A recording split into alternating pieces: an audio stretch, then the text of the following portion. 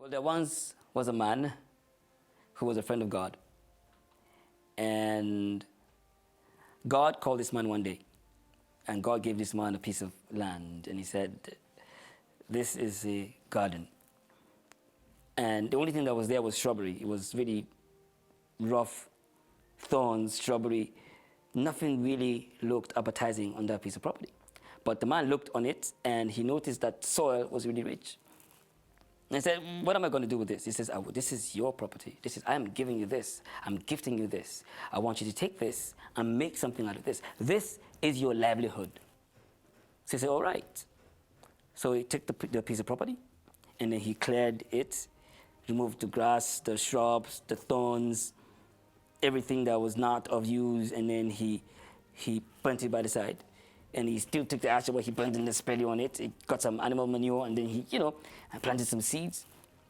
And then in a few months, some of the seeds that were designed to grow in a week or 2 or 3 began to sprout.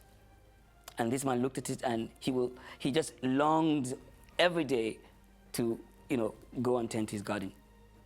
And he did that for days, and this garden began to sprout. It began to grow. And a few years later, different animals began to come to his garden. His garden began to attract stuff. Lizards will come. Every kind of animal will just come there. And his garden was beautiful. Bees and butterflies would come to the flowers. Everything was it was just a beautiful place. It was a place of life and living and enjoyment and excitement. And God would come to meet him in that garden and they would sit together and have fun. And it was just beautiful. One day, a fox came to the garden with her litter, and this guy drove the fox away. And as she was driving the fox away, a little baby fox was left behind. And this man just looked at this baby fox, and he was filled with pity. He was so tender, and he didn't look like he could do anything. And he said, "Oh, I can't be mean." So he took this baby fox and he kept it. And this fox became his pet. And he was always playing with it.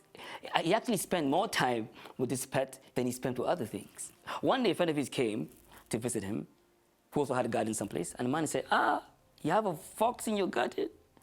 And you have grapes here? Foxes? And the man was cautioning him, and he just told the man, didn't I see a big fat snake in your own garden? And the man kept quiet, saying, you go and deal with your snake. Leave my fox alone. This is a pet. She loves me, look at her. She's so cute. And this fox grew, and the garden grew, and a few years later, the man would make harvest, sell, make some money, was living, life was good. But at some point, he began to realize that his harvest was coming up short. Ever so often, some grapes will be missing. Some of the nice little plants he planted somewhere will be ravaged and destroyed for no good reason, and it began to ache him, and he began to wonder, who was this? Who was responsible for messing up this beautiful garden of mine? But he never suspected his pet fox. And this pet fox began to have friends outside, began to hang out with other foxes, and they would just come to the garden, and he never caught it. But one day, as he heard some noises in some bushes, and he went to check, and he saw his pet fox ravaging his crops. And he called out its pet name, and this fox looked at him, and he saw the evil in the eye of the fox. When he tried to drive it off to shoo it away, this fox bit him so hard, he screamed and he took off. And he realized that his pet was the thief of his destiny. God gave everyone a heart. This heart is supposedly, this is our garden. Every issue of life comes from this sanctum, this inner sanctuary that we all have possession of. Now, the result that you get is dependent on what you let in your garden. If you let butterflies in, if you let birds in, there'll be music, there'll be beauty, there'll be color. If you let a snake in, well, if you let a fox in, it's left to you. You see, the things we allow into our hearts determine the outcome of our lives.